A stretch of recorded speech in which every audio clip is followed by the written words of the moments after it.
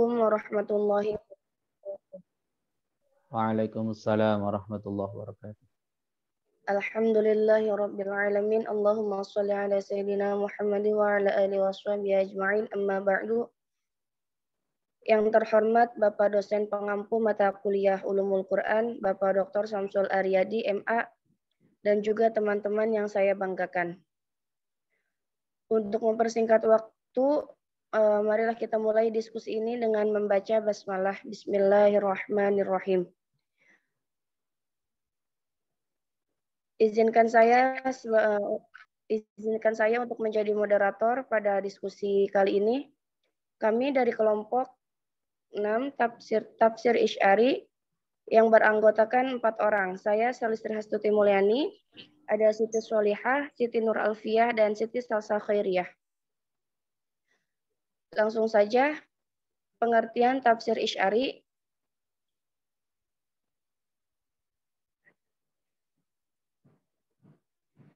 Tafsir Isy'ari ialah tafsir ayat Al-Quran yang mengungkap di balik makna yang terlihat melalui ilham atau penyingkapan yang diberikan oleh Allah Subhanahu wa Ta'ala kepada para pelaku thariqat seperti apa yang mereka katakan tanpa menafikan makna zahir yang ditunjukkan oleh bahasa Arab.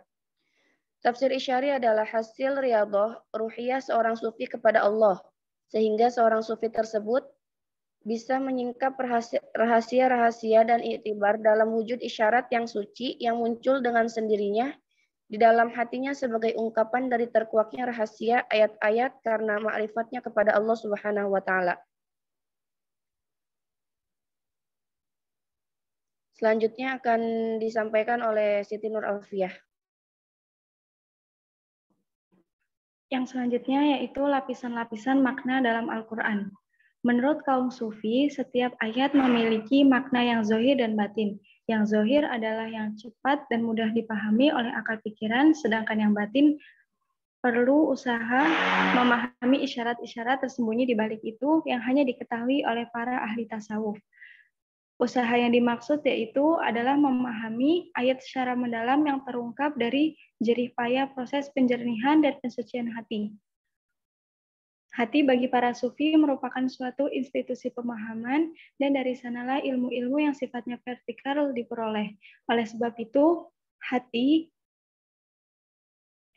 perlu dipelihara kesucian dan kebersihannya dan dilarutkan dalam kegiatan zikrullah agar hati dapat berfungsi dengan maksimal. Seorang ahli sufi bernama Sahal Ibnu Abdillah At-Tustari yang wafat pada 283 Hijriah mengatakan bahwa tidak ada seorang wali pun yang tidak dikaruniai oleh Allah pengetahuan tentang isyarat-isyarat terhadap berbagai ayat Al-Quran. Walaupun demikian, para sufi tidak pernah mengatakan bahwa tafsir Isy'ari adalah hasil dari produksi mereka, merupakan satu-satunya penafsiran yang dimaksud oleh ayat yang ditafsirkan dengan kata itulah tafsir yang benar. Bahkan mereka mengatakan bahwa makna lahiriah suatu ayat harus dipahami terlebih dahulu sebelum memahami ayat secara isy'ari. Next. Adapun pendapat ulama mengenai tafsir isy'ari, para ulama berpendapat mengenai tafsir isy'ari.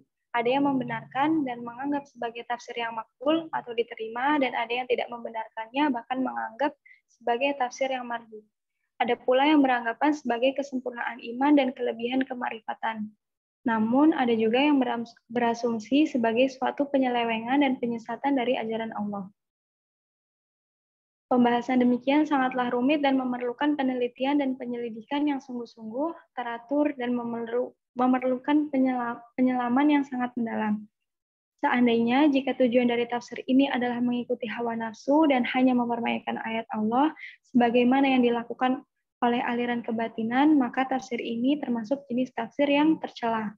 Sebaliknya, apabila tujuan dari tafsir ini untuk menunjukkan bahwa kalam Allah tidak dapat dikuasai oleh manusia karena merupakan ucapan dari Allah serta mengandung beberapa pengertian dan rahasia, maka hal ini termasuk kepada pemurnian ma'rifat dan kesempurnaan iman.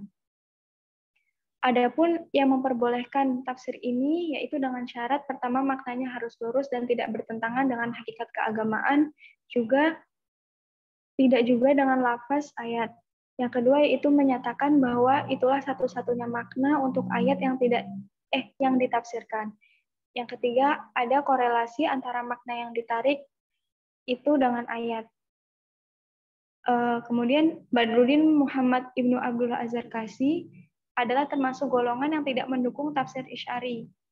Hingga beliau mengatakan, adapun perkataan golongan sufi dalam menafsirkan Al-Quran itu bukan tafsir, melainkan hanya makna penemuan yang mereka peroleh ketika membaca. Demikian juga An-Nafasi mengatakan, sebagaimana dijelaskan oleh Az-Zarqani dan As-Suyuti, bahwa nas-nas itu harus berdasarkan zohirnya. Memutarkan pada arti lain yang dilakukan oleh orang kebatinan adalah merupakan bentuk penyelewengan. Next. Baiklah, materi yang selanjutnya akan disampaikan oleh Siti Solihah. Baik, selanjutnya yaitu syarat-syarat diterimanya tafsir Isy'ari. Berikut syarat-syarat tafsir Isy'ari yang ditulis oleh Az-Zahabi. Yang pertama, tafsir Isy'ari tidak boleh mengasingkan makna zahir dari Al-Quranul Karim. Yang kedua, adanya nas lain yang menjadi pendukung dan penguat dari tafsirnya itu. Yang ketiga, tafsir Isy'ari tidak bertentangan dengan dalil cara dan rasionalitas, yaitu akli. Yang keempat itu tetap menganggap bahwa tafsir Isy'ari tersebut hanyalah sebuah tafsir, bukan makna zahir dari ayat-ayat Al-Quran, dan tafsirnya juga harus berdasarkan pemahaman makna zahir terlebih dahulu. Alasan mengapa kita harus mengetahui makna zahir terlebih dahulu sebelum makna batin, yaitu karena pemaknaan secara batiniah tidak akan mungkin tercapai jika tidak mengetahui makna zahir. Ibaratnya adalah bagaimana mungkin seseorang mengetahui ruangan-ruangan di dalam rumah sebelum melewati pintu terlebih dahulu. Selanjutnya yaitu contoh-contoh tafsir Isy'ari. Riwayat dari Ibnu Abbas, dia berkata, Umar radhiyallahu an mengajakku bergabung bersama tokoh-tokoh perang Badar. Di antara mereka ada yang keberatan dan berkata, "Wahai Umar, mengapa engkau mengajak anak kecil ini bersama kami, padahal kami mempunyai beberapa anak yang sesuai dengannya?" Umar menjawab, "Dia adalah orang yang kau kenal kepandaiannya. Pada suatu ketika, aku dipanggil untuk bergabung dengan kelompok mereka. Aku kira Umar hanya mengenalkan saya kepada mereka. Tiba-tiba Umar berkata kepada mereka, apa yang kalian pahami tentang ayat yaitu surat An-Nasr ayat 1 yang berbunyi, Bismillahirrahmanirrahim. Idza jaa nasrullahi wal fath, yang artinya apabila telah datang pertolongan Allah dan ketenangan. Dan ayat kedua, wa ra'aitan nasa yadkhuluna fi dinillahi afwaja. Dan engkau melihat manusia berbondong-bondong masuk agama Allah. Dan yang ketiga, fasabbih bihamdi rabbika wastaghfir innahu kana tawwaba. Maka bertasbihlah kepada Tuhanmu dan mohonlah ampunan kepadanya. Sungguh Dia Maha penerima tobat. Sebagian mereka menjawab, kami diperintahkan untuk memuji dan meminta kepada Allah ketika mendapat pertolongan dan kemenangan. Sebagian yang lain tidak menjawab. Kemudian Umar menanyakan kepadaku, begitukah pendapatmu, wahai Ibnu Abbas? Jawabku, bukan seperti itu. Ayat itu tentang berita saja. Berita ajal Rasulullah. Berdasarkan riwayat di atas, jelas menunjukkan bahwa pemahaman Ibnu Abbas ini tidak bisa dikuasai oleh sahabat-sahabat yang lain. Mereka hanya memahami makna zahirnya saja, dan yang memahaminya hanyalah Umar radhiyallahu anhu dan Ibnu Abbas sendiri. Inilah bentuk tafsir Isy'ari yang diilhamkan Allah kepada makhluknya yang dikehendaki untuk diperlihatkan kepada hamba lainnya. Yakni surat An-Nasr tersebut menyatakan berita wafat Nabi Muhammad SAW dan menunjukkan dekatnya ajal beliau.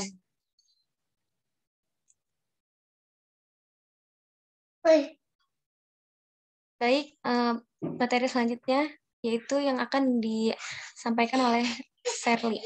Tadinya dipersilakan.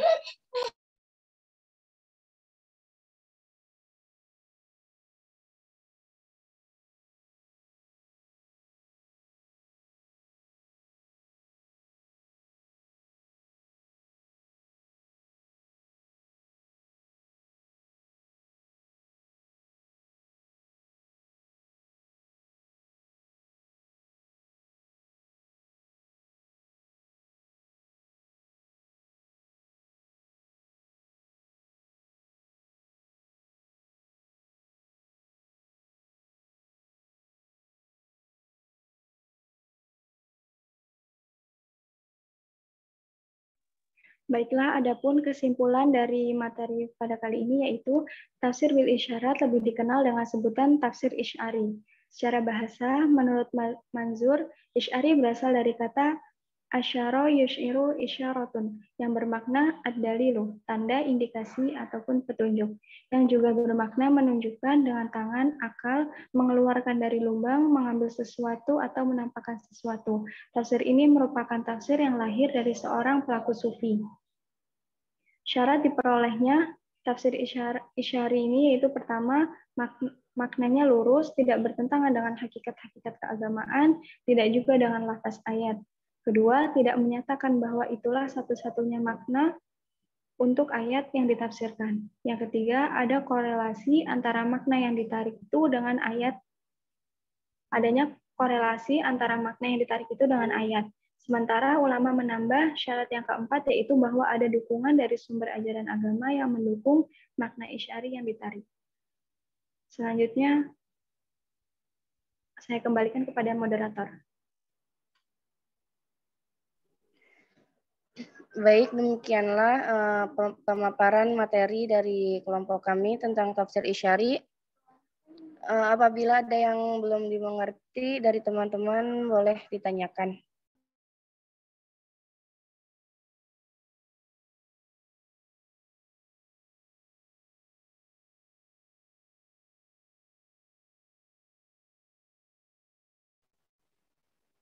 Yuk, silahkan.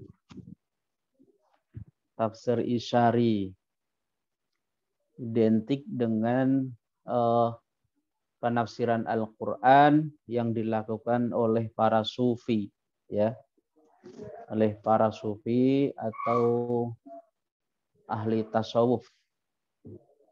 tasawuf, ya, penempuh jalan spiritual. Silahkan teman-teman.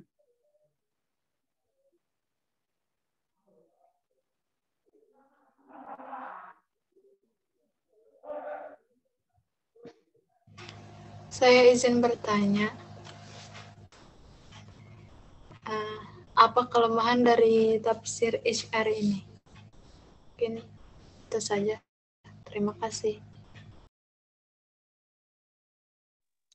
Saya izin bertanya. Jadi di makalah kan belum ada yang disebutkan tentang apa keistimewaan tafsir Isy'ari itu kan. Mungkin ada kan beberapa yang disebutkan dari keistimewaan tersebut. Kalau ada apa? Syukron.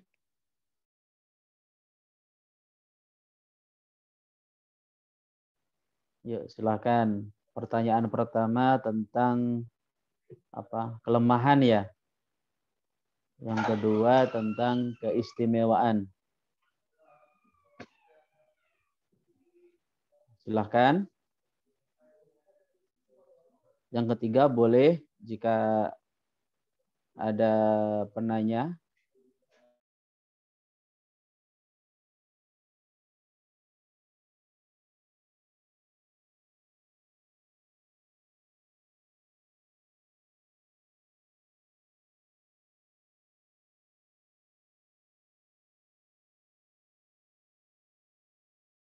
Ya, saya mau nanya.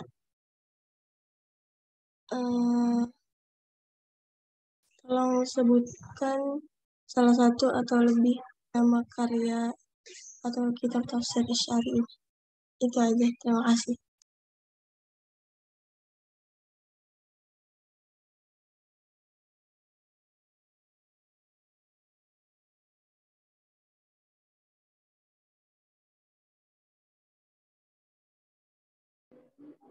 Saya akan mencoba menjawab pertanyaan dari Umnia, keistimewaan tafsir Isy'ari. Tafsir Isy'ari itu memiliki kekuatan hukum dari syara. Hal ini dapat dilihat dari contoh yang telah dikemukakan, yaitu penafsiran Ibnu Abbas terhadap surat An-Nasr. Ada di makalah, ya. Terus jika syarat-syarat tafsir Isy'ari terpenuhi, maka bertambahlah wawasan pengetahuan tentang isi kandungan Al-Quran dan hadis. Yang ketiga, tafsir Isy'ari bukanlah merupakan sesuatu yang aneh jika Allah melimpahkan ilmu pengetahuan kepada hamba-hambanya yang dikehendaki dan pemahaman yang benar kepada orang yang dipilihnya. Yang keempat, penafsiran Isy'ari mempunyai pengertian-pengertian yang tidak mudah dijangkau oleh semua mufasir. Hanya mereka yang mempunyai sifat kesempurnaan iman dan kemurnian makrifah yang dapat menjangkaunya. Yang kelima, tafsir ini jelas telah memiliki pemahaman tekstual sebelum menuju kepada pemahaman secara Isy'ari, sehingga memiliki dua pemahaman, yaitu pemahaman zahir dan pemahaman Isy'ari. Apabila teman pemakalah ingin menambahkan, dipersilahkan.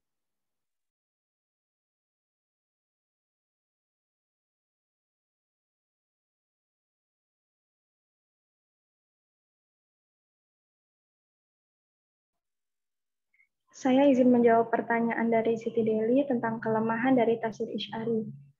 Kelemahan dari tafsir Isy'ari ini yang pertama, tafsir ini dapat digolongkan kepada tafsir biroi.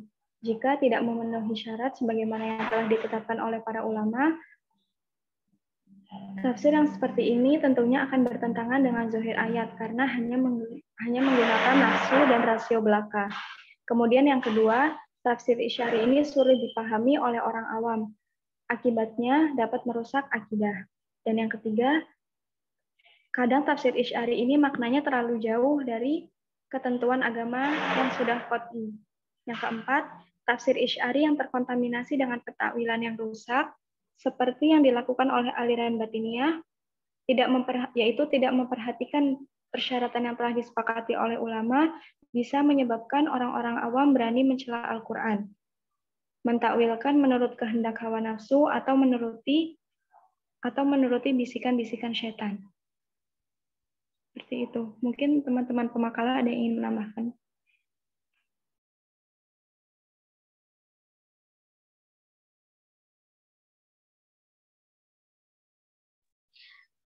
Baik, saya akan coba menjawab pertanyaan dari Rifka. Tolong sebutkan salah satu atau lebih nama karya atau kitab tafsir Isy'ari. Kitab-kitab tafsir yang dihasilkan ulama sufi cukup banyak, bahkan sampai beberapa tahun belakangan ini. Salah satunya yaitu yang berjudul Al-Futuhat Al-Makkiyah, karya dari Syekh Abdullah Muhammad Ibnu Ahmad bin Abdullah Muhyiddin Ibnu Arabi, wafat 238 Hijriah. Kemudian Haqaiq At-Tafsir, kitab tafsir ini disusun oleh Abu Abdurrahman Muhammad Ibnu Husain Ibnu Al-Sa'ad As-Sulaimi, wafat 412 Hijriah. Kemudian tafsir Roisul Bayan fi Haqaiq Al-Quran. Kitab tafsir ini buah karya dari Abu Muhammad Ruzbihan Ibnu Abinas, wafat 606 Hijriah. Mungkin nanti ini akan ditambahkan di makalah ya teman-teman. Mohon maaf, belum ada di makalah.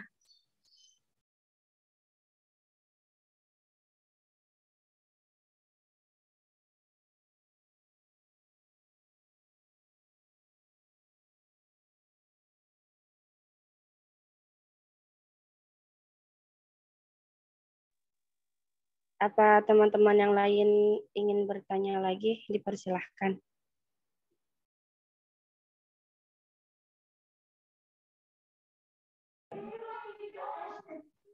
Ada di chat tuh. Ada di chat, ada pertanyaan. Apa ini? Mohon maaf izin bertanya, karakteristik dari tafsir Isy'ari apakah ada? Jika ada, mohon dijelaskan seperti apa karakteristiknya. Terima kasih. Karakteristik dari tafsir Isy'ari. Nah,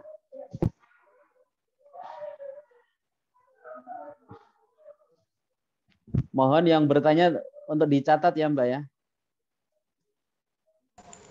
Saya izin bertanya. Pertanyaannya itu, apakah semua orang atau semua mufasir itu bisa menafsirkan dengan tafsir Isy'ari ini atau ada persyaratannya? Misalkan kayak seperti dia itu harus memahami ilmu tasawuf atau kayak gimana, itu ada persyaratannya apa enggak? Nah, kemudian yang ingin saya tanyakan juga, apakah tafsir Isy'ari ini hanya ditafsirkan oleh golongan sufi saja atau ada golongan yang lain yang menafsirkan dengan tafsir Isy'ari ini, kayak gitu. Kemudian mungkin yang terakhir itu bisa tolong dicontohkan mungkin contoh tafsir Isy'ari yang yang tidak diterima gitu, tidak yang tercela intinya. Mungkin itu aja, terima kasih. Saya izin bertanya, bagaimana sih latar belakang adanya tafsir Isy'ari ini? Itu aja. Terima kasih.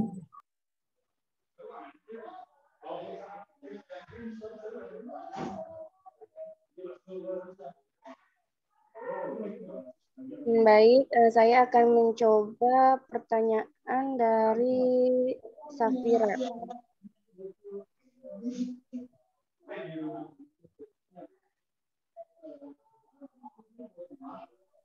Penafsiran tafsir Isy'ari itu penafsiran yang beranggapan bahwa ayat Al-Quran memiliki isyarat atau tanda, di mana tidak ada seorang pun mampu mentakwil kecuali orang-orang yang telah diberikan keistimewaan oleh Allah dengan kebersihan dan kesucian hati mereka. Mungkin itu saja. Apa teman pemakalah ingin menambahkan, dipersilahkan.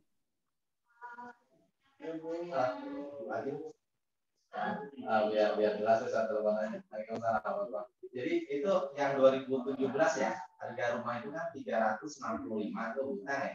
Nah, tapi kalau sekarang udah ada pengusutan kalau per bulannya, tapi kalau riba kan pastinya ada bunga sendiri ya.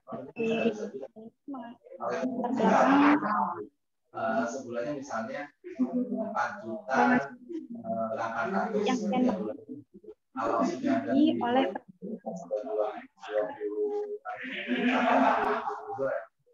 berarti awal ini juga mulai kalau yang operasi berarti punya 100 juta itu berapa tuh? Per bulannya kan dipotong sekitar 2.300.000 ya. Kalau yang kemarin harga mobil itu 270. pada memahami ayat-ayat Al-Quran bukan hanya sekedar makna yang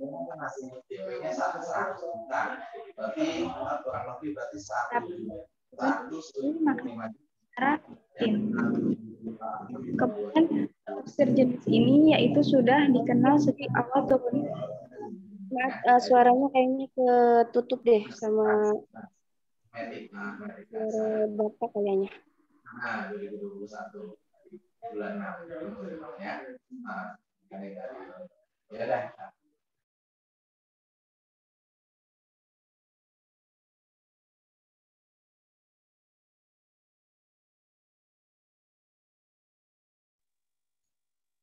Baik, saya lanjutkan. Kaum sufi ini kan pada umumnya memahami ayat-ayat Al-Quran bukan hanya sekedar makna yang lahirnya saja, tetapi juga memahami makna secara batin. Kemudian tafsir jenis ini sudah dikenal sejak awalnya turun Al-Quran kepada Rasulullah, sehingga dasar yang dipakai dalam penafsiran ini juga umumnya mengacu pada penafsiran Al-Quran melalui hierarki sumber-sumber Islam tradisional yang disandarkan oleh para nabi, sahabat, dan kalangan tabi'in. Mungkin hanya itu saja yang bisa saya jawab, selebihnya mungkin nanti akan ditambahkan oleh Bapak.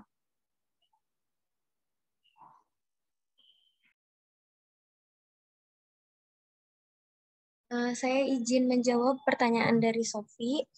Apakah semua orang bisa menafsirkan dengan tafsir Isy'ari ini? Apakah hanya bisa ditafsirkan oleh golongan Sufi atau yang lain juga? Jadi nggak semua orang bisa menafsirkan tafsir Isy'ari ini, kecuali orang-orang yang telah diberikan keistimewaan oleh Allah Subhanahu wa Ta'ala dengan kebersihan dan kesucian hati mereka.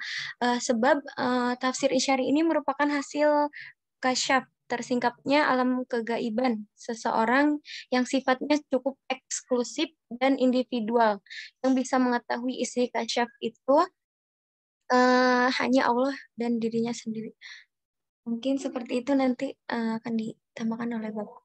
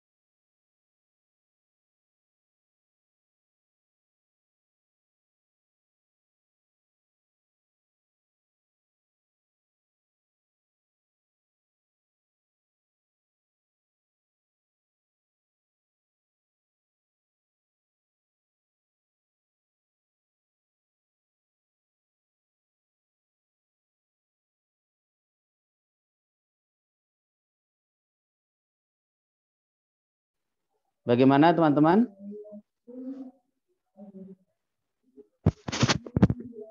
Halo? Sekarang giliran saya, apa masih ini? Halo? Pertanyaan sudah terjawab, mungkin bisa ditambahkan oleh pemaparan dari Bapak. Baik. Bismillahirrahmanirrahim. Pertama, karena saya di ruang publik ya, di ruang publik, jadi masker harus harus selalu kelihatan terpakai. Ya bukan kelihatan, tapi memang harus tidak boleh ditanggalkan begitu ya.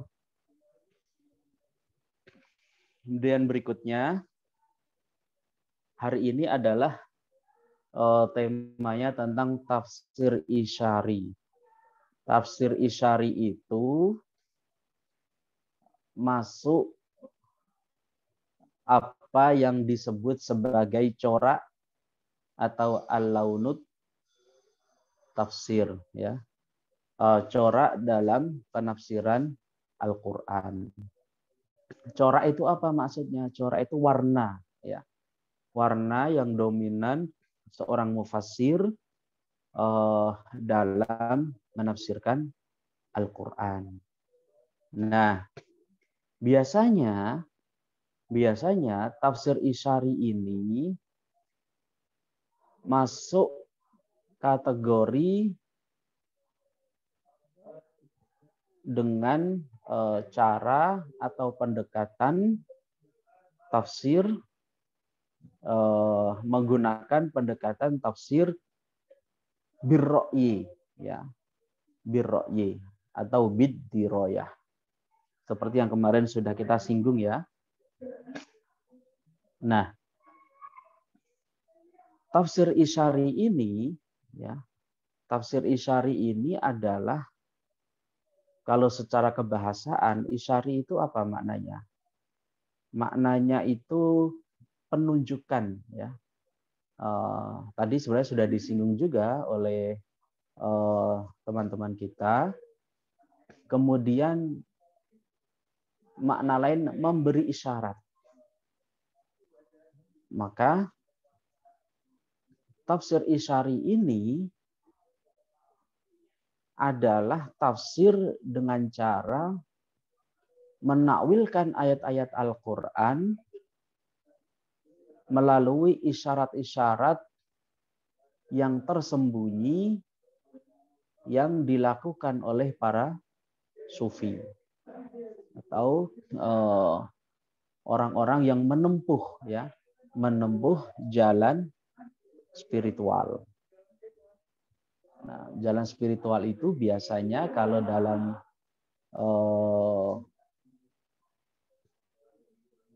kalangan tasawuf atau secara metodologis begitu ya, itu melalui tarekat, itu biasanya cara-cara itu dikenal dengan istilah suluk ya. Suluk itu sejumlah praktik-praktik tertentu yang mengikat dan sebagai sarana begitu ya, sarana untuk mendekatkan diri kepada Allah Subhanahu wa taala. Maka maka tasawuf pun nanti jenisnya akan beragam. Ada tasawuf amali. Tasawuf amali itu seperti tasawuf yang dipraktekkan oleh sebagian besar umat Islam di Indonesia ya, mengacu kepada Imam Al-Ghazali ya. Itu yang kita kenal dengan tasawuf amali. Ada yang menyebutnya tasawuf amali, ada yang menyebutnya sebagai tasawuf akhlaki dan seterusnya. Jadi bagaimana kehidupan sehari-hari itu diarahkan untuk menuju kepada Allah Subhanahu wa taala. Maka inilah yang paling tidak yang sangat mungkin bisa diterima oleh sebagian besar kalangan umat Islam dimanapun berada, termasuk di Indonesia. Maka di Indonesia itu hampir mayoritas itu dalam bidang tasawuf itu mengacu kepada Imam Al-Ghazali dan Al-Junaid Al-Baghdadi. Ya. Karena apa? Karena amaliyahnya itu bisa dipraktekkan dalam kehidupan sehari-hari. Contoh misalkan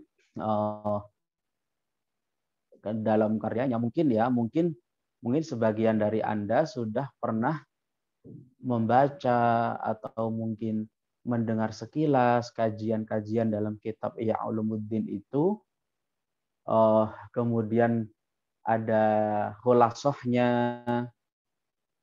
kemudian ada lagi syarahnya Selamut Taufik, atau kalau tidak salah ya, ada itu kitab yang dikaji banyak di pesantren, itu bagaimana Imam Al-Ghazali itu misalkan dalam sholat, doa yang dibaca dalam wudhu, ya, dalam wudhu ketika membasuh berkumur ada doa khususnya, ketika membasuh hidung, membersihkan hidung itu ada doa khususnya, membasuh wajah itu ada doa khususnya.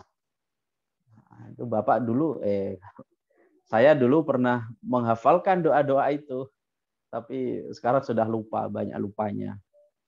Jadi kemudian ada zikir ya, ba'da sholat, zikir-zikir apa yang dibaca, kemudian dalam aktivitas-aktivitas tertentu, wiridnya apa yang dibaca, termasuk dalam keseharian itu ada berapa kalimah-kalimah thayyibah yang harus kita baca.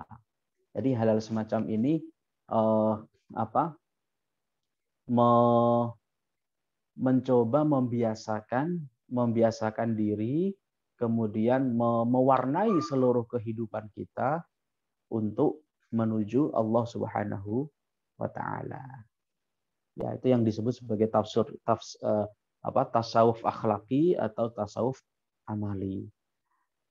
Kita kembali kepada tafsir Sufi atau tafsir Isyari.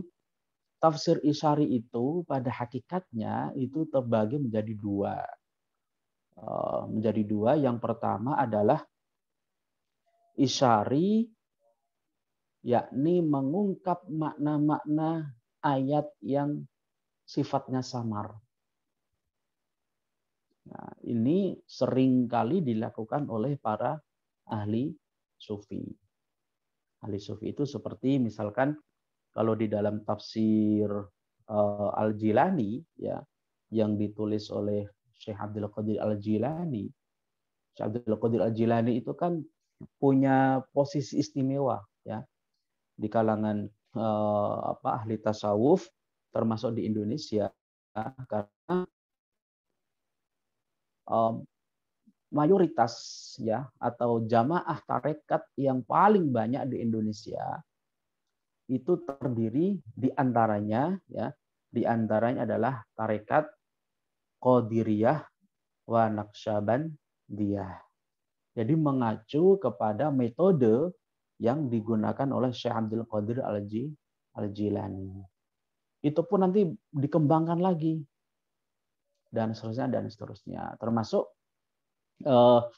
jenis praktek yang dilakukan dalam tarekat Qadiriyah wa Naqsyabandiyah itu adalah dengan zikir secara jahr atau dengan keras begitu ya. Suara itu harus betul-betul terdengar oleh telinga. Nah, kemudian yang berikutnya tafsir Isyari adalah tafsir yang mengungkap makna-makna isyarat ayat-ayat kauniyah atau ayat-ayat kealaman, alam semesta. Maka ini bisa kita lihat di dalam misalkan tafsir tematik yang bercorak ilmi, tafsir ilmi ya. Misalkan seperti tafsir yang disusun oleh Kementerian Agama. Coba nanti Anda bisa mengakses LPMQ, nanti di situ ada banyak sekali tafsir tematik ya, ada namanya tafsir ilmi. Ada tentang penciptaan manusia, kemudian ada tentang tumbuh-tumbuhan, kemudian ada tentang apa namanya? Kalau tidak salah ya galaksi Bima Sakti dan seterusnya. Nah, tafsir ini disusun tidak hanya melibatkan kalangan ahli tafsir di Indonesia, sekaligus melibatkan ahli-ahli dalam bidang keilmuan lain, atau dalam hal ini adalah bidang sains. Maka tafsir ini kerjasama antara Lajnah Pentasim Shaf Al-Quran dengan LIPI, Lembaga Ilmu Pengetahuan Indonesia. Ya, termasuk di dalamnya ada Profesor Thomas Jamaluddin, itu yang ahli dalam bidang astronomi. Nah, begitu juga nanti dalam bidang biologi, ya, itu banyak sekali tokoh-tokohnya. Nanti Anda bisa melihat itu. Karena apa? Karena Al-Quran itu tidak menceritakan secara rinci, secara detail tentang misalkan tentang proses bagaimana penciptaan manusia. Ya.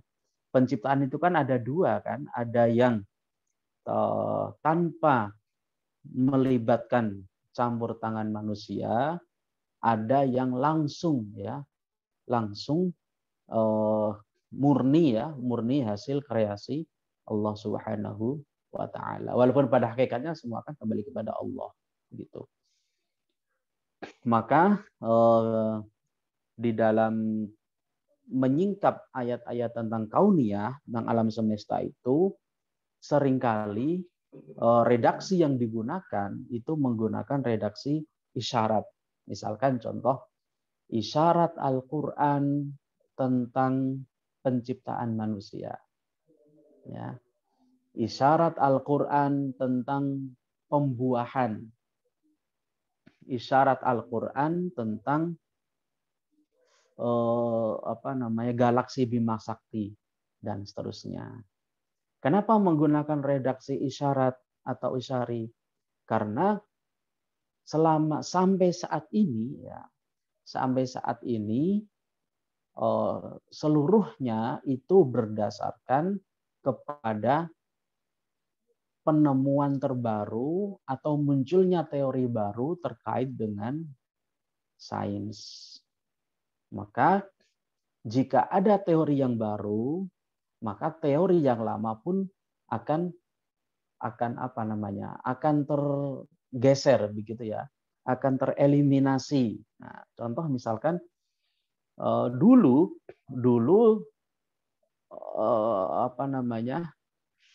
titik paling kecil dalam materi begitu ya, itu disebut sebagai atom.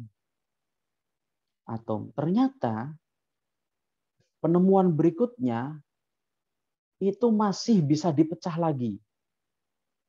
Antara dulu kalau orang melihat materi terkecil itu disebut sebagai atom, ternyata atom itu sudah bisa dipecah lagi menjadi dua bagian. Nah, ternyata prinsip ini didasarkan dari Al-Quran. Kenapa? Karena dalam Al-Quran disebutkan bahwa segala sesuatu itu diciptakan secara berpasang-pasangan. Wa huwallazi khalaqaz zaujaini. Nah, jadi kalau yang masih Ya ini kan masih usianya masih muda semua. Jadi kalau ada jomblo yang apa namanya itu tidak usah khawatir. Allah itu rupanya sudah menciptakan segala sesuatu itu pasangan. Hanya prosesnya yang berbeda. Ya. Proses untuk mendapatkan itu loh, mendapatkan pasangan itu loh, mendapatkan sandingannya kan berbeda-beda. Jadi tidak usah terlalu khawatir. Ya. Itu terkait dari sudut pandang menyikap ayat-ayat kauniyah. Maka ada sebuah rujukan kenapa tafsir Isyari ini bisa diterima. Ya. Salah satu di antaranya adalah riwayat dari Ibnu Mas'ud di dalam Sahih Ibnu Hibban. Disebutkan An Ibnu Mas'ud radhiyallahu anhu qala Rasulullah sallallahu alaihi wasallam unzila al-Qur'anu ala sab'ati ahruf likulli ayatin minha dhahrun wa batnun. Ya, jadi Rasulullah bersabda Al-Qur'an itu diturunkan dengan 7 huruf. Setiap ayat-ayatnya memiliki makna zahir dan makna batin. Nah, maka karena seseorang memiliki kecenderungan tertentu atau apa istilahnya spesialisasi tertentu, maka tafsir Isyari ini ada yang masih dalam batas koridor tidak tercerabut dari makna zahirnya. Ya. Walaupun ada juga tafsir Isyari yang sudah melampaui gitu ya, melampaui dari makna zahirnya. Maka contohnya misalkan di dalam tafsir Isyari yang disusun oleh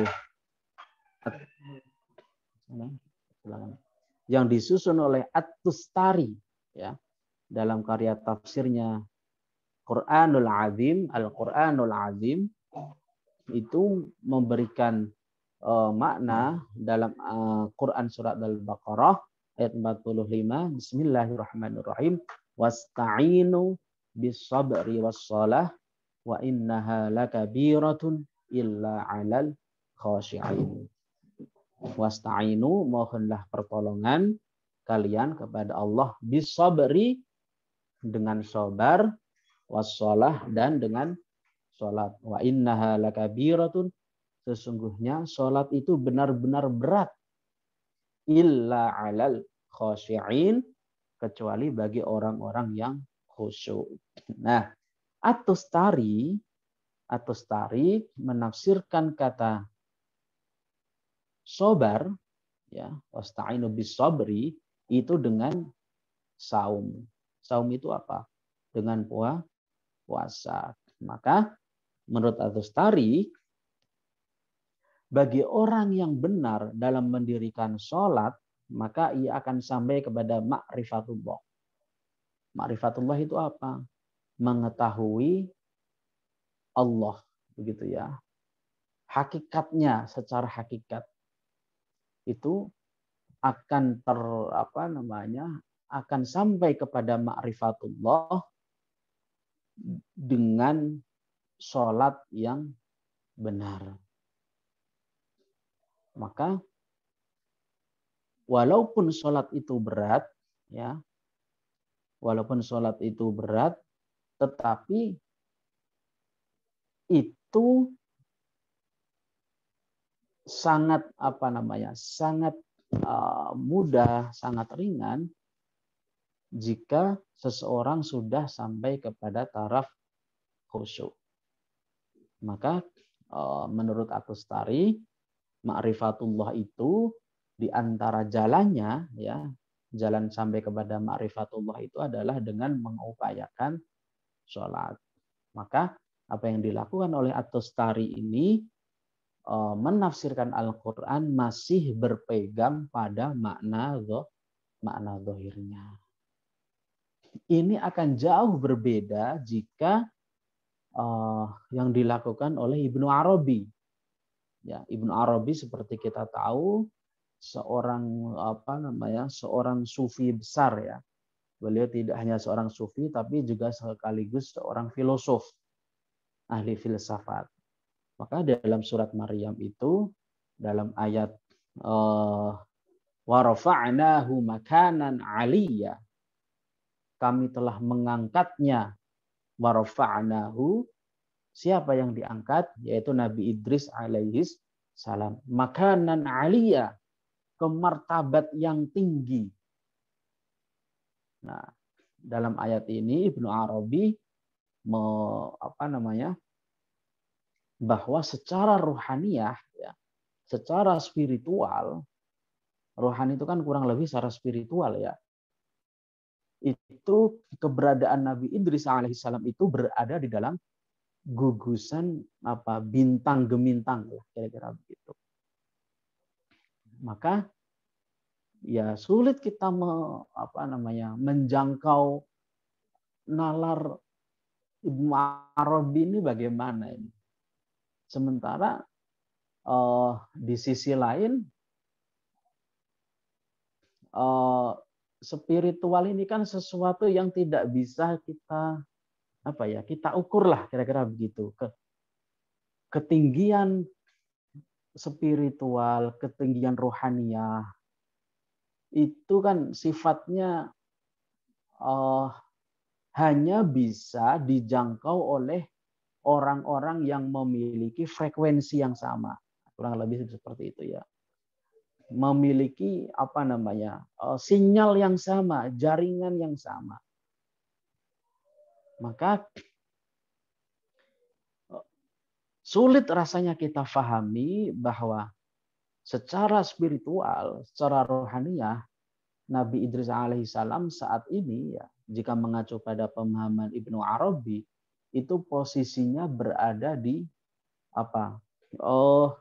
galaksi Bima Sakti lah, kira-kira begitu ya. Ada antara matahari, bumi, bulan, kemudian ada Saturnus, Neptunus, ada Mars, dan seterusnya itu. Nah, posisi Nabi Idris alaihissalam itu kira-kira berada di garis edar itu. Nah, garis edar itu kan ya memang kita tidak bisa menjangkau ya.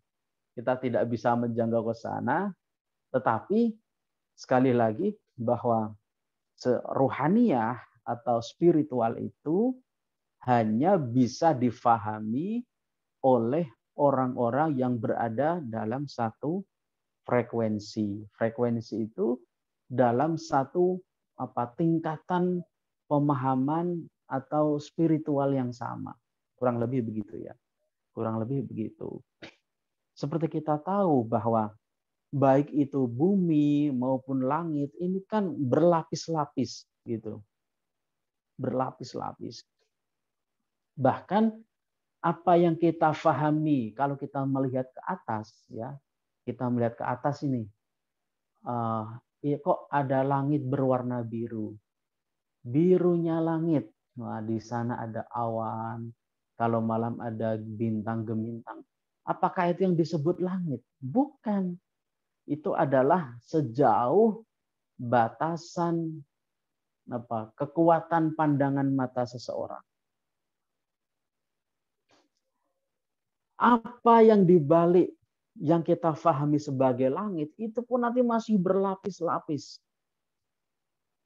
Nah, kalau Rasulullah itu kan ketika Mi'raj sampai kepada langit ketujuh ya, dari Sidratul Muntaha, ketika Isra Mi'raj itu, ini kan menandakan bahwa langit pun juga berlapis-lapis. Nah, hal ini kan bagi kita rasanya sulit memahami. Tetapi apa yang bisa kita pahami itu belum tentu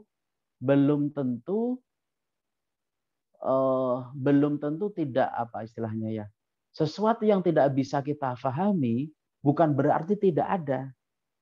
Tetapi karena keterbatasan ya, keterbatasan boleh jadi keterbatasan ilmu, keterbatasan pengetahuan, keterbatasan spiritual, keterbatasan rohaniah, dan seterusnya. Nah, maka tafsir-tafsir Isyari ini,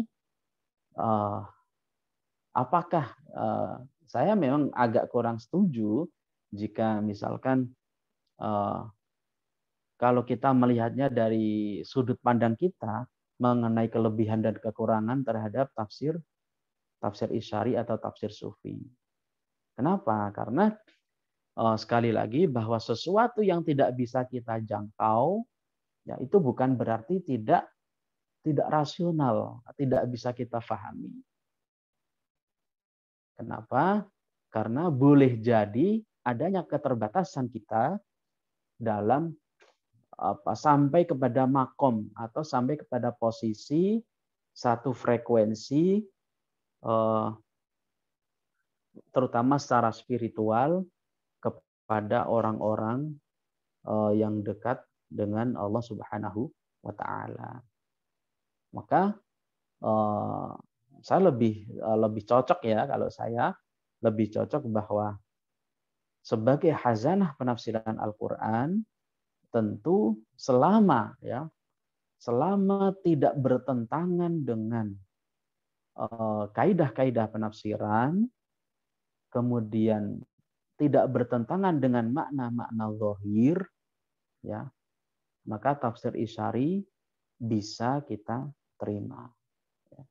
Kalau sudah menyimpang, nah itu yang tidak boleh, ya, tidak boleh, tidak mungkin. Misalkan Allah sudah memerintahkan seseorang untuk sholat, tetapi kemudian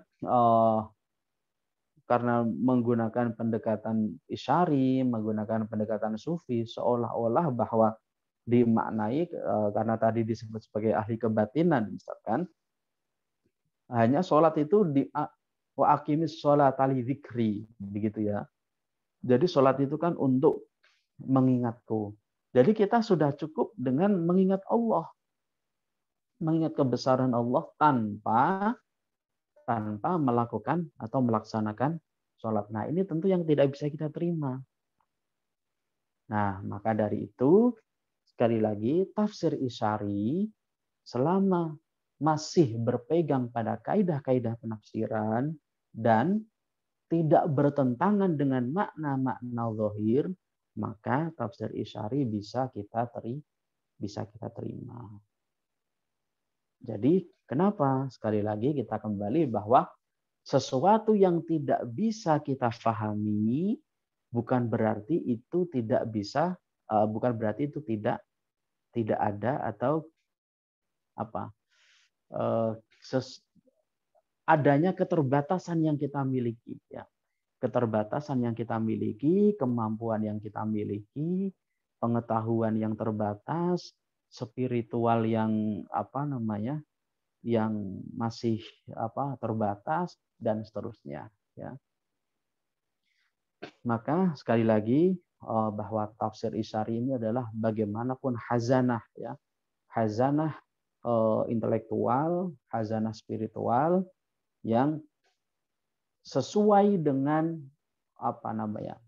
makom, begitu ya, dengan tingkatan-tingkatan spiritual tertentu, itu bisa menjangkaunya, kira-kira seperti itu ya, bisa menjangkaunya, paling tidak sekurang-kurangnya kita bisa memahami bahwa memang segala sesuatu itu bertingkat-tingkat, ya, berlapis-lapis. Ya, memang sulit rasanya menyingkap, misalkan begini ya, contoh paling sederhana misalkan wudhu, ya. Wudhu itu kalau secara fikih ya terbatas pada, ya sudah, mau berkumur, berkumur kan sunnah ya. Kemudian rukun wudhu itu kan dimulai dengan membasuh muka disertai dengan niat. Tetapi bagi penempuh jalan spiritual itu tidak hanya berhenti di situ. Apa nih yang dibasuh ini? Apakah hanya sebatas muka, ataukah keseluruhan tubuh kita? Nah, kira-kira seperti itu. Itu yang selalu disucikan setiap waktu, dibersihkan setiap waktu.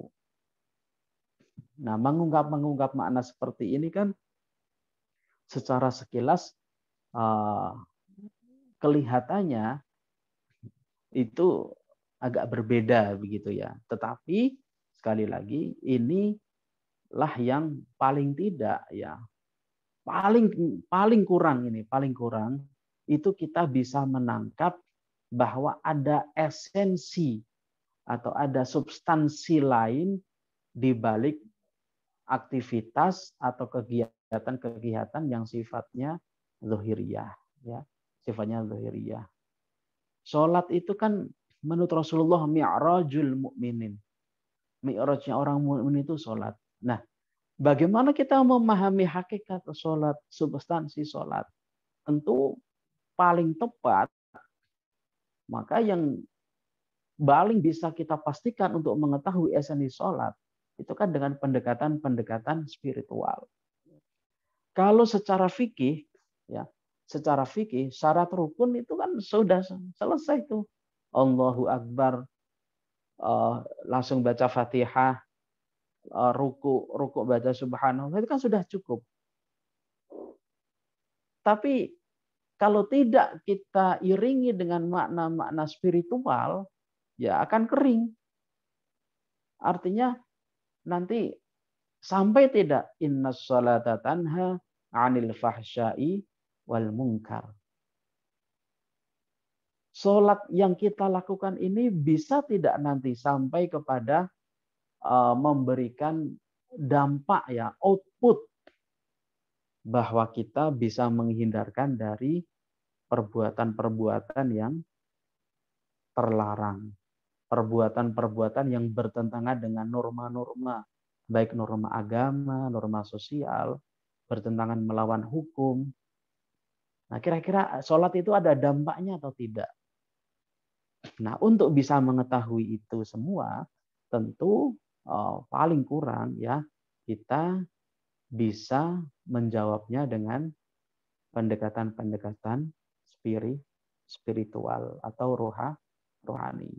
Ya kalau dari segi fikih secara syarat rukun ya sudah Allahu Akbar jengkelit, nah, cukup. Nah, tapi maknanya ya, makna sesuai pesan Al-Qur'an itu sampai atau tidak nanti kita bawa dalam kehidupan sehari-hari.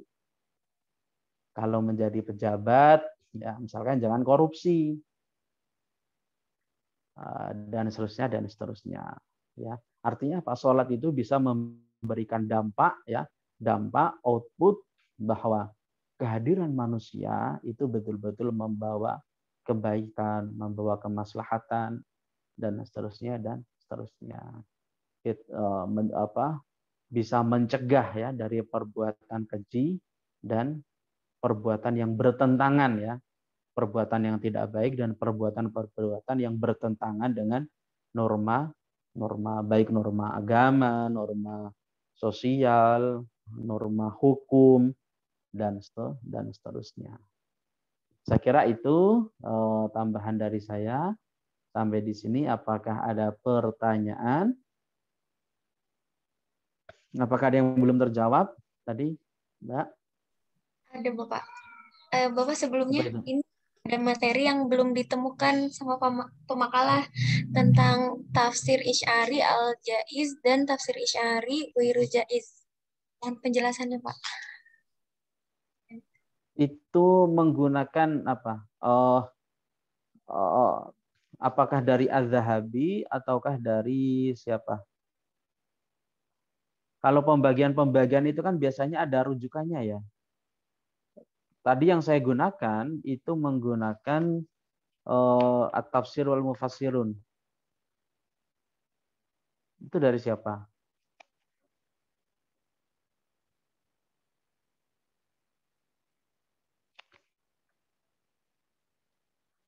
Soalnya kalau tidak ada apa namanya, tidak ada keterangannya, saya juga agak kesulitan nanti. Kesulitan itu takut melebar tidak sesuai yang dimaksudkan, kira-kira begitu ya. Tadi yang saya sampaikan, teman-teman nanti bisa melihat di At-Tafsirul Mufassirun karya Imam Az-Zahabi. Kalau yang tadi saya Al-Jaiz itu pembagiannya dari siapa ya?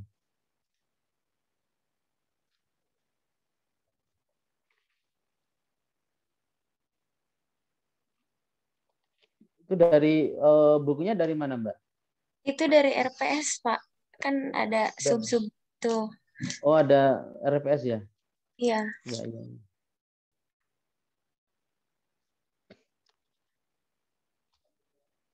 Iya, iya. Coba nanti saya lihat dulu ya. Saya lihat dulu. Saya mohon maaf belum tahu secara pasti ya pembagian itu. Coba nanti saya cross check dulu ya. Pengertian itu maksud saya pengertian itu dimunculkan oleh siapa gitu. Kalau tadi yang saya sampaikan itu sekali lagi dari Az-Zahabi. Jadi teman-teman nanti bisa merujuk ke sana.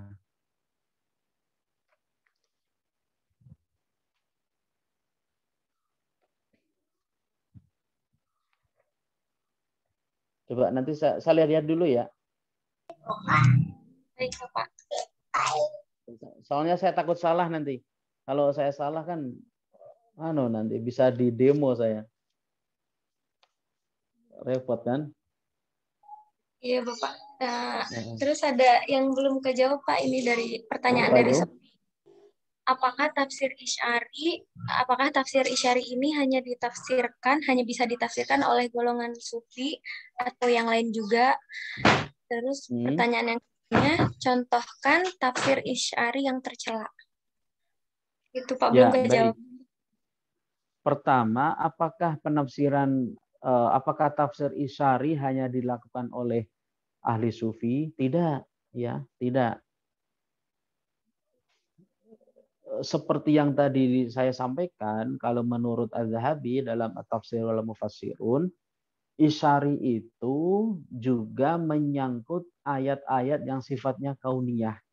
Kauniyah itu ayat-ayat yang sifatnya mengandung informasi alam semesta, ya, kebesaran Allah melalui alam semesta. Jadi kira-kira begini ya, Allah itu kan mendelegasikan untuk menggambarkan kemahakuasaan Allah, kebesaran Allah itu kan melalui alam semesta. Alam semesta itu kemudian yang kita kenal dengan sunnatullah gitu ya. Ketentuan Allah dalam hukum-hukum semesta. Hukum semesta itu contohnya ya, misalkan kalau air itu kodratnya air itu kan mengalir dari tempat yang tinggi menuju ke tempat yang rendah.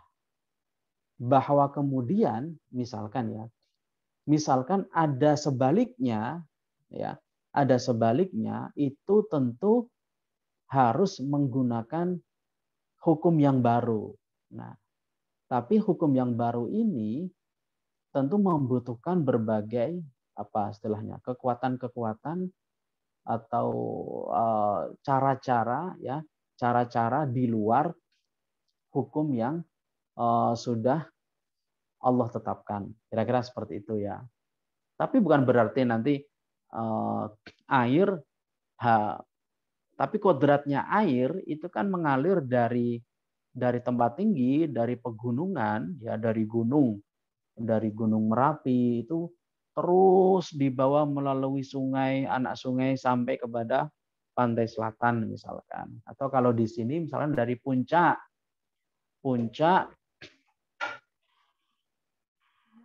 salah belakang. Ya.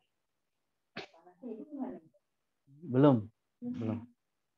Mungkin belakangnya bisa di ini. Belakangnya apa itu? Ya. Nah, jadi misalkan dari puncak kemudian melalui sungai atau anak sungai sampai kepada Teluk Jakarta. Ini adalah sunatullah. Tetapi apakah ada air yang dari bawah ke atas? Ada. Itu namanya air apa? Kalau istilahnya ada air mancur begitu ya. Itu sebenarnya bukan air mancur. Mancur itu kan dari atas ke bawah. Apa itu? Seperti air muncrat begitu ya. Itu kan karena ada tekanan-tekanan. Ada tekanan-tekanan, kekuatan yang air itu harus ke atas, tapi nanti dia akan kembali ke bawah karena ada hukum gravitasi dan seterusnya dan seterusnya. Nah, maka hal-hal semacam ini terkait dengan ayat-ayat kauniyah atau ayat-ayat alam semesta ini itu bisa diungkap melalui ahli-ahli sesuai dengan bidangnya. Kenapa? Karena Al-Quran hanya memberikan isyarat-isyarat. Nah, jadi sekali lagi jika ada pertanyaan, apakah tafsir isyari ini hanya hanya diperuntukkan atau terbatas pada tokoh-tokoh sufi? Tentu tidak. Ya. Ini juga bisa dilakukan oleh kalangan ahli sains ya, atau saintis, ahli biologi, ahli kimia, ahli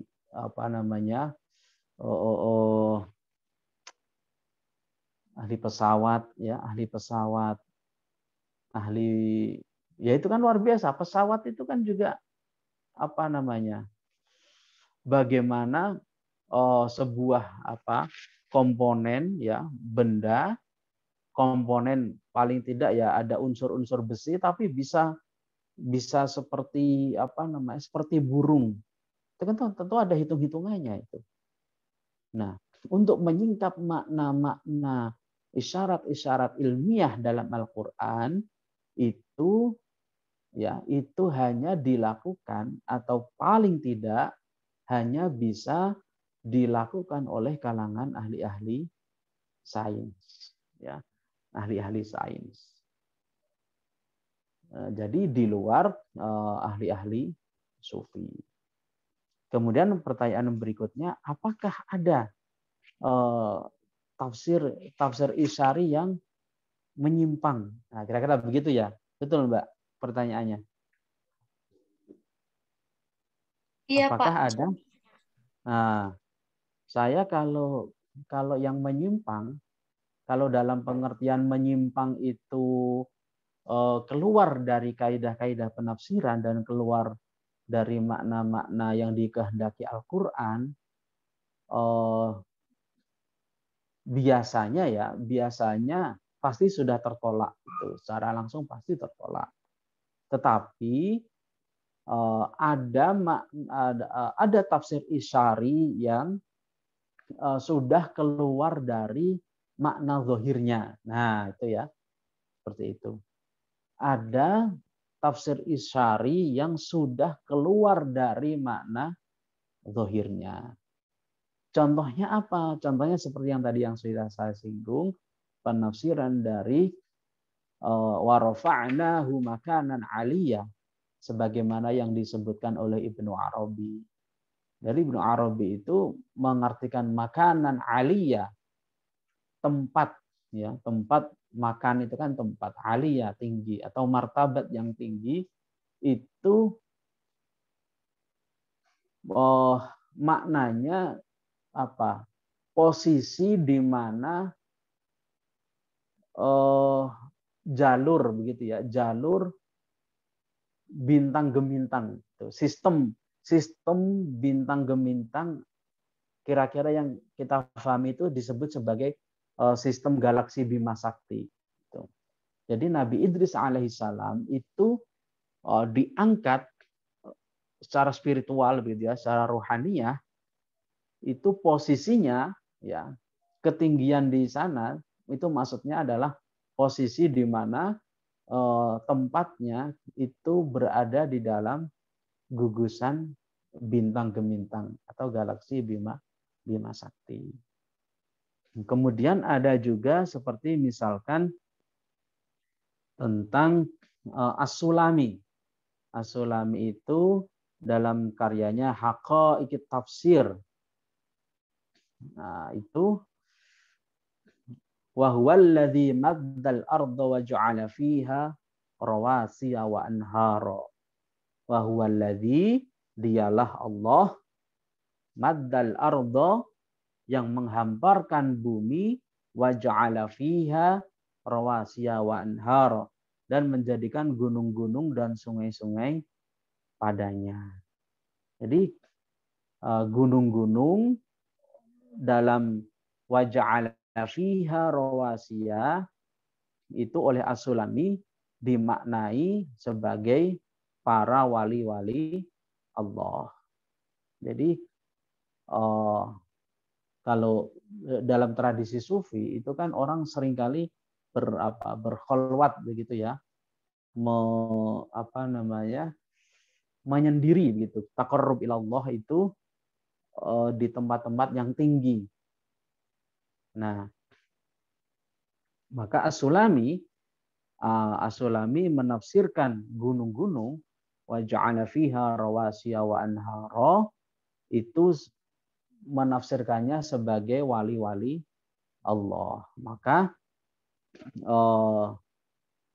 jadi wali-wali Allah itu tempat berlindung ya dan penyelamat bagi manusia.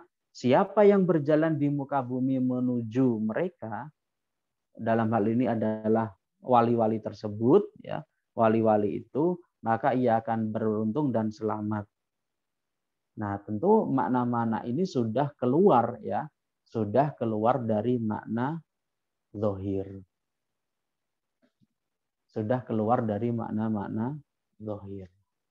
Ini berbeda sekali dengan apa yang disampaikan oleh At-Tustari. At-Tustari ketika menafsirkan masih berpegang pada makna-makna zahir. Jadi kalau dikatakan apakah ada yang sesat, ya tentu jikapun ada itu pasti sudah tertolak, Tetapi sebagai hazanah pembanding begitu ya, hazanah pembanding, kalau sekiranya itu paling kurang kita berhenti pada bahwa penafsiran Isyari itu sudah keluar dari makna zahirnya, sudah terlalu melampaui lah, kira-kira begitu ya, terlalu melampaui makna zahir. Nah, terus kemudian apakah kita kemudian menghakimi bahwa itu sesat? Ya, kalau bagi saya kita tidak sampai pada tahapan itu. Kita tidak bisa sampai pada taraf itu. Karena boleh jadi, sekali lagi ya, seperti yang saya singgung di awal, boleh jadi kita memiliki keterbatasan, baik itu pengetahuan maupun secara spiritual, sehingga jangkauan kita menjadi sangat terbatas. Ya paling kurang lah kita sampai kepada ya itu, paling tidak ya kita hanya berpendapat bahwa penafsiran itu sudah melampaui makna zahir. Kita tidak sampai pada memberikan istilahnya ya, penghakiman begitu ya. Penghakiman apakah tafsir ini masuk kategori sesat atau tidak. Saya kira itu ya. Ya, tentu kita harus berhati-hati. Ya, harus berhati-hati. Jadi sekali lagi, ketidakmampuan kita dalam memahami itu boleh jadi karena apa? Karena adanya keterbatasan, baik itu dari segi pengetahuan maupun spiritual, secara ruhaniyah lah, kira-kira begitu. Itu ya, Mbak. Ada lagi?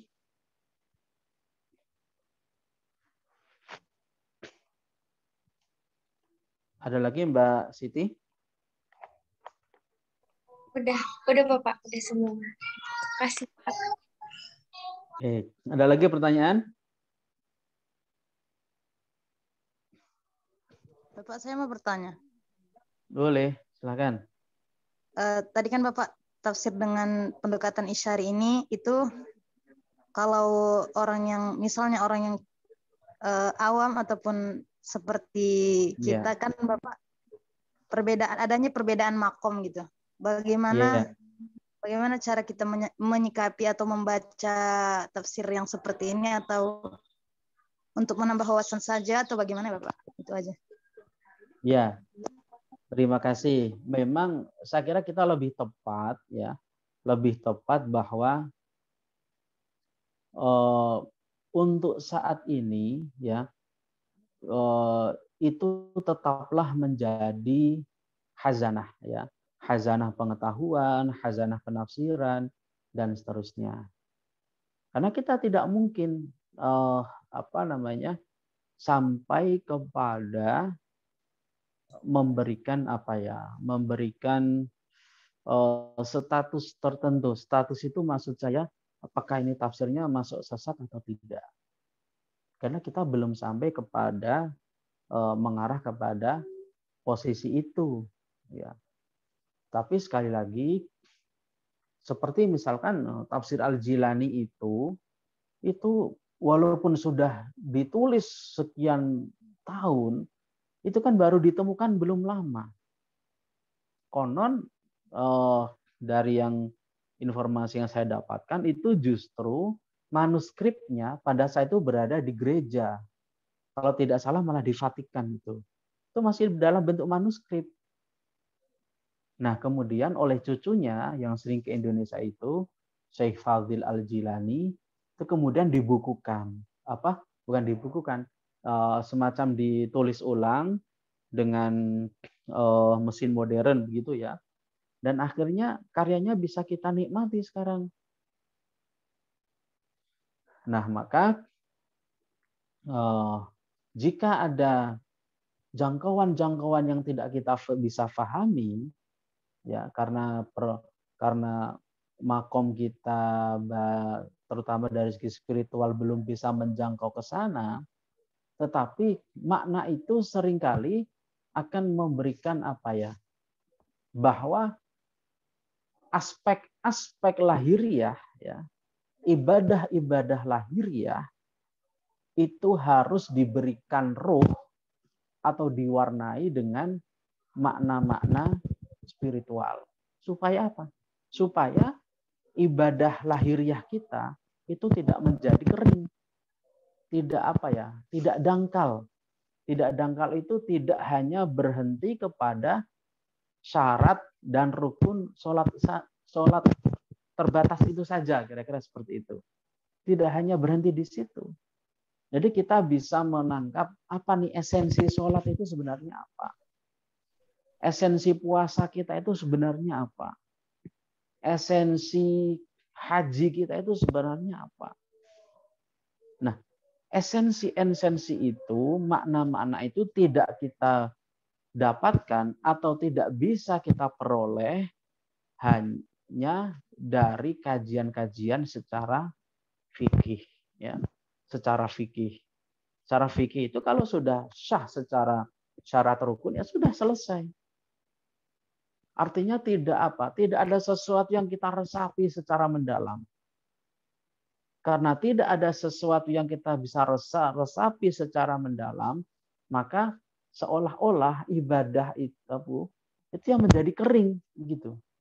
Menjadi kering ya gimana ya? Ya dangkal lah kira-kira begitu ya. Atau contoh begini, ini analogi ya, analoginya misalkan begini. Orang kalau minum kopi, ya ini siapa ini? Tadi Mbak siapa ya? Itu sering ngopi apa enggak tadi Mbak? Siapa tadi itu? Jarang Bapak. Sering ngopi enggak Mbak? Jarang Bapak. Jarang. Ngeteh? Jarang. Ngeteh ya Pak, sering. Nah, ini contoh ya. Ini contoh nih. Misalkan ini teh nih. Ketika kita mengetahui filosofinya ngeteh misalkan ya. Itu misalkan ya, ini saya praktekkan nih. Sambil diseruput. Nah, itu kan beda itu. Kayaknya diresapi betul gitu loh. Jadi ibadah, zikir itu diresapi betul. Seolah-olah apa? Kita memang berinteraksi langsung dengan Tuhan. Kita seolah-olah langsung bertemu kepada Allah. Nah, kira-kira begitu. Kalau kita membaca sholawat secara rohani, itu seolah-olah kita sedang memberikan bingkisan terindah untuk Rasulullah. Nah, itu. Allahumma sholli ala sayyidina Muhammad. Itu seolah-olah. Atau kita sedang bersolawat, misalkan mahalul qiyam itu ya. Ya Nabi salam ala. Itu kan bagi orang yang tidak memahami esensi, itu ya kita ketawa. Bisa mohon maaf ini. Misalkan kelompok-kelompok tekstualis, seperti misalkan, mohon maaf ini, saya sebut saja, misalkan Wahabiyah, begitu ya. Itu apaan itu katanya begitu. Itu Rasulullah nggak mengajarkan itu. Itu kan ada di media sosial itu. Apa iya Rasulullah dalam satu malam mendatangi majelis sholawat? Apa nggak capek itu? Nah, karena mereka nggak bisa memahami itu, tidak bisa meresapi apa ya secara spiritual. Kenapa? Rahmat, kemudian syafaat Rasulullah itu kan tidak terbatas. Jadi mereka itu seolah-olah membayangkan Rasulullah itu datang secara perorangan, datang ke majelis ini. Nah, terus kalau satu RT ada 5 majelis, apa nggak capek itu Rasulullah? Kira-kira begitu. Itu ada di media sosial itu. Ada salah satu tokoh Wahabiyah mengatakan itu. Kenapa? Karena mereka nggak bisa memahami esensi. Gitu loh. Rasa, dauk. Nah, ini rasa ini. Ya, ini kita sampai pada rasa. Rasa atau dalam bahasa sufi itu apa? Dauk itu. Itu kalau nggak kita apa ya? Nggak kita resapi, kan kita nggak bisa mendapatkan apa yang disebut sebagai rasa. Nah, kira-kira begitu. Jadi, nah untuk mendapatkan dauk, mendapatkan rasa, itu hanya bisa diperoleh salah satunya dengan apa? Dengan olah spiritual. Olah spiritual itu diantaranya kita temukan dari literatur-literatur yang karya-karya yang mendapatkan sentuhan-sentuhan oleh ahli sufi, ahli tasawuf, ya, orang-orang yang memang sudah memiliki makom atau derajat-derajat yang tinggi lah secara spiritual. Itu ya Mbak ya. Bisa difahami nggak Mbak? Halo? Iya Bapak, makasih Bapak. Ya, kurang lebih seperti itu ya. Ya kurang lebih seperti itulah. Jadi ya dunia sufi itu memang ya kadang tidak bisa kita logikakan, tidak harus masuk akal lah kira-kira begitu ya. Tetapi ada prinsip-prinsip yang ya banyak akan kita temui itu di Indonesia sendiri. Di Indonesia sendiri tokoh-tokoh yang dikenal ahli-ahli tasawuf itu memang kelihatannya agak berseberangan dengan ahli-ahli fikih terutama ya. Itu kadang kan tidak cocok ya, tidak sepertinya nggak cocok lah kira-kira begitu. Itu kan banyak kita temui. Ya saya pribadi pernah bertemu dengan beberapa tokoh ya, terutama di Jawa ya karena saya tinggal di Jawa. beberapa tokoh yang dianggap memiliki ketinggian spiritual. Itu kalau menemui tamu itu ya enggak seperti apa namanya? Tidak seperti pada umumnya orang gitu loh. Kalau umumnya orang itu kan kalau kita bertamu kan disambut ramah begitu ya. Pokoknya dengan bahasa halus. Pokoknya kita dijamu inilah selayaknya tamu. Karena menghormati tamu itu kan dari salah satu sunnahnya Rasulullah kan. Ikramud duyuf, memuliakan tamu itu kan salah satu ajarannya Rasulullah Shallallahu Alaihi Wasallam. Tapi ketika saya bertemu, justru saya mendapatkan perlakuan yang sebaliknya. Nah, itu apakah ini kita akan mengatakan bahwa beliau tidak mengerti hadis? Tentu tidak. Ada konteks-konteks tertentu yang jangkauan saya sebagai manusia terbatas, ya saya belum sampai kepada apa yang beliau akan beliau berikan untuk saya lah. Pelajaran yang beliau berikan untuk saya. Itu pengalaman saya pribadi, Mbak. Ya, kira-kira seperti itu ya, teman-teman. Ada yang lain?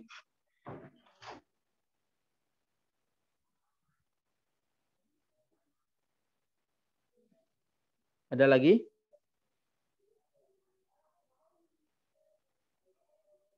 Halo? Ini apa? Ngantuk apa gimana ini? Kiranya mungkin sudah paham semua, Bapak. Alhamdulillah, mudah-mudahan sih sudah paham. Kalau nggak paham ya pokoknya begitulah ya. Nanti teman-teman bisa baca-baca sendiri. Apalagi kalau biografi para sufi itu. Silahkan kalau sudah cukup boleh ditutup.